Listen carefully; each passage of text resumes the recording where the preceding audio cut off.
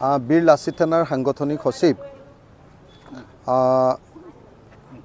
শৃংখল চলিহাক অসম পুলিচে যি ধৰণে আটক কৰিছে তাক মই নিন্দা কৰিছোঁ আৰু অসম পুলিচ আৰু অসমৰ গৃহমন্ত্ৰী তথা অসমৰ মুখ্যমন্ত্ৰীৰ ওচৰত দাবী উত্থাপন কৰিছোঁ যে শৃংখল চলিহাক অনতিবিলম্বে মুক্ত কৰি দিব লাগে। আমাৰ দুলীয়াজনত যিটো ঘটনা ঘটিছে এই ঘটনাটো দুৰ্ভাগ্যজনক। আমি দেখিছোঁ যে বিজেপি চৰকাৰৰ দিনত অসমৰ খিলঞ্জীয়া মানুহবিলাকৰ ওপৰত সদায় অত্যাচাৰ হৈছে।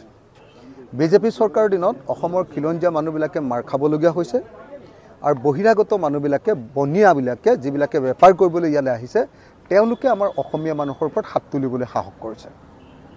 আমাৰ খিলঞ্জীয়া থলুৱা মানুহৰ ওপৰত হাত তুলিবলৈ সাহস কৰিছে। গতিকে দুলীয়াজানৰ এই ঘটনা সেইকাৰণে নিন্দনীয়। মই সেইকাৰণে দাবী উত্থাপন কৰিছোঁ যে অনতিবিলম্বে শৃংখল চলিহাক মুক্ত কৰাৰ ব্যৱস্থা কৰিব লাগে। মুখ্যমন্ত্ৰীৰ ওচৰত দাবী জনাইছোঁ।